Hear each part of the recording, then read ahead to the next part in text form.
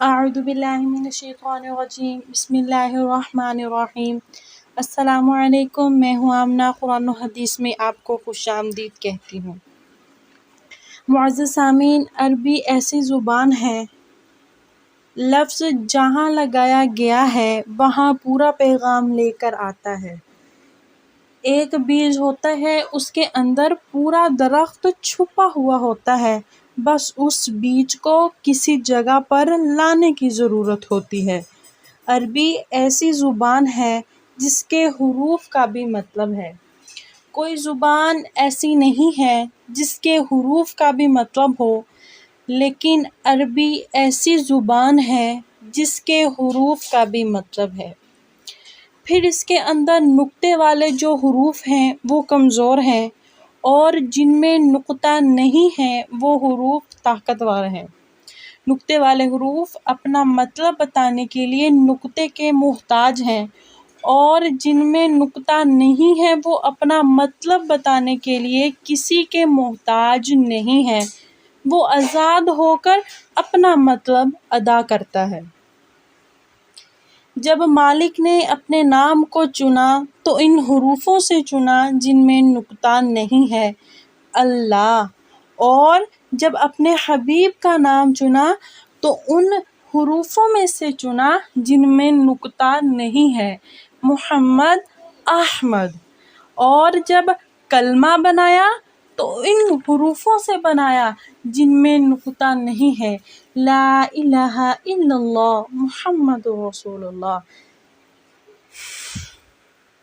ہمارے علمی حلقے اور دنیاوی حلقے اللہ کہنے کے بجائے خدا کہتے ہیں۔ یہ میرا سب سے ایک معصوم سا شکوہ ہے۔ خدا کہنا کوئی گناہ نہیں ہے۔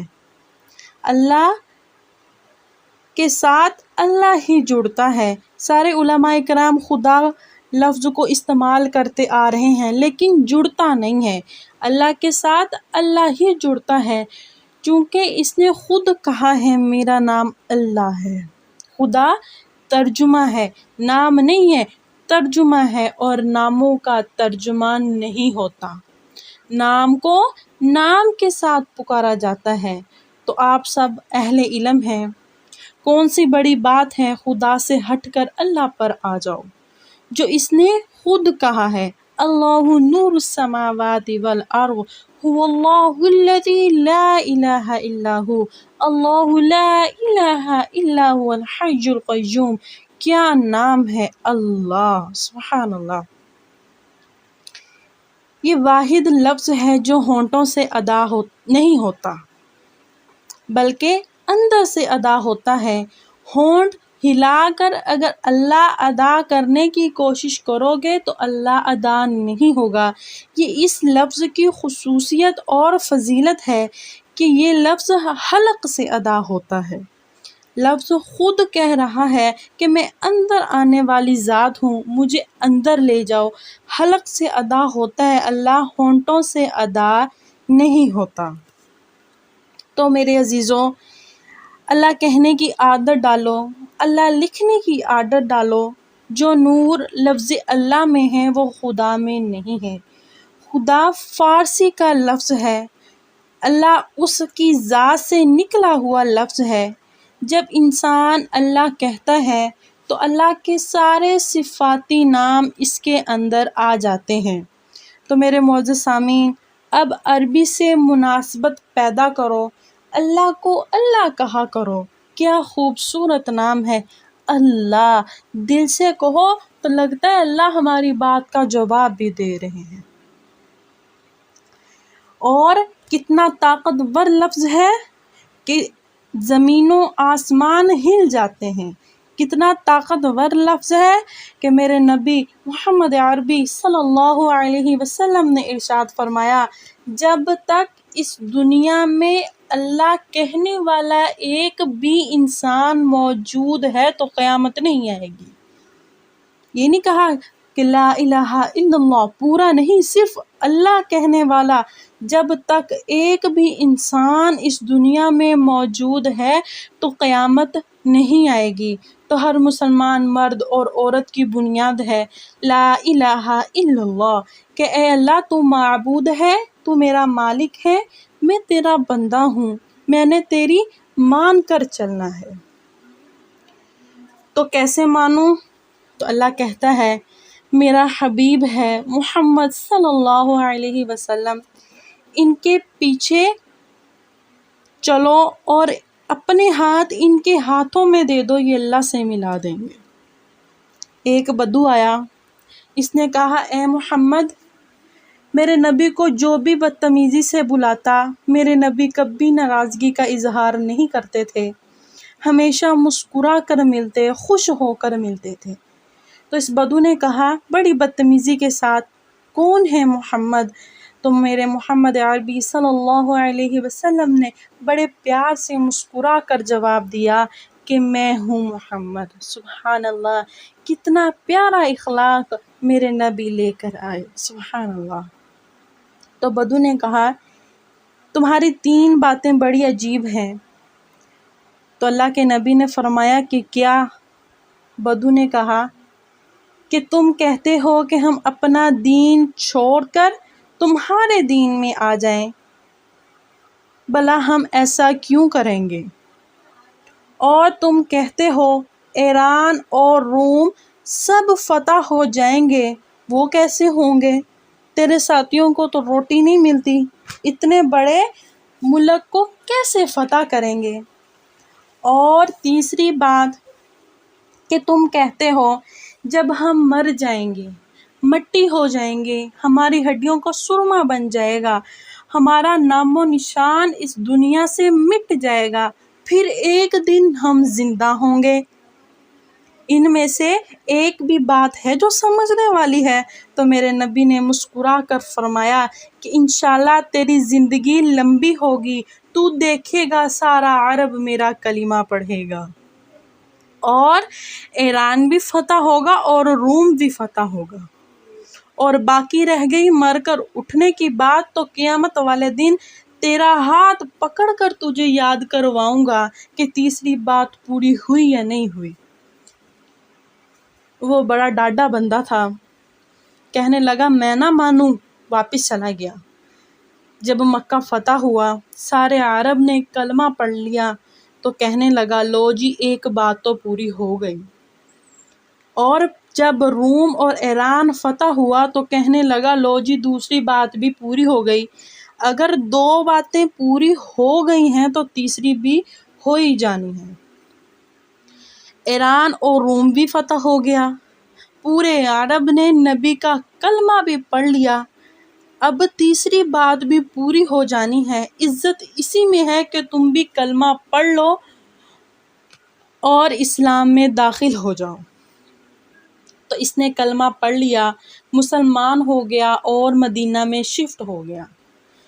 سیدنا عمر فاروق رضی اللہ تعالیٰ عنہ کے زمانے میں عمر رضی اللہ تعالیٰ عنہ اس کو بڑی عزت دیتے تھے، بڑا پروٹوکول دیتے تھے، تو لوگ حیران ہو جاتے تھے کہ ایک دیہاتی کے لیے عمر رضی اللہ تعالیٰ عنہ اتنا پروٹوکول دیتے ہیں اسے، اس کی عزت میں کھڑے ہو جایا کرتے تھے، اس کے احترام میں کھڑے ہو جایا کرتے تھے۔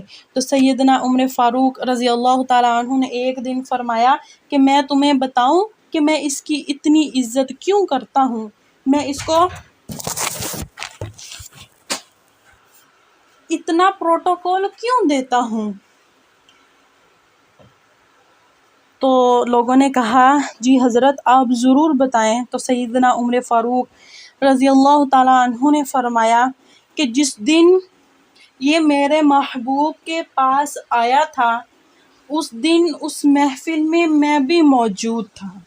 جس دن یہ میرے نبی سے سوال کرنے کے لیے آیا تھا، اس دن میں بھی اس محفل میں موجود تھا، اور میرے نبی نے فرمایا تھا کہ آخرت کے دن تیرا ہاتھ پکڑ کر تجھے یاد کرواؤں گا کہ تیسری بات پوری ہوئی یا نہیں ہوئی، اور اس دن جس کا ہاتھ میرے نبی نے پکڑ لیا اسے جنت میں پہنچنے سے پہلے نہیں چھوڑیں گے۔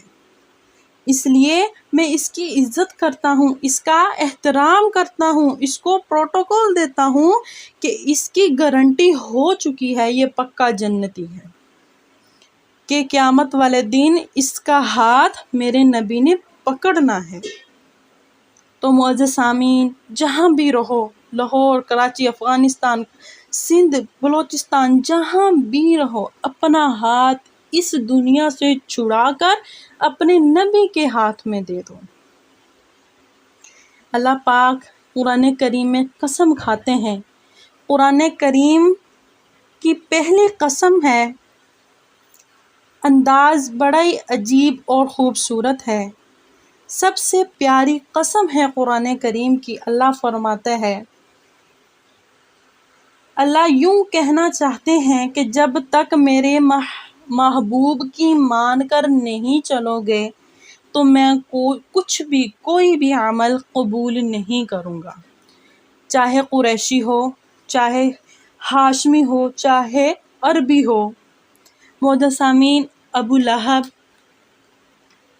قریشی تھا، ہاشمی تھا، عربی تھا، ایک عزت دار گھرانے سے اس کا تعلق تھا، سردار تھا، لیکن اللہ نے اس کے بارے میں قرآن کریم میں کیا ارشاد فرمایا؟ تبت یدا ابی لہب وتب، کہ ہلاک ہو جائیں ابو لہب کے دونوں ہاتھ۔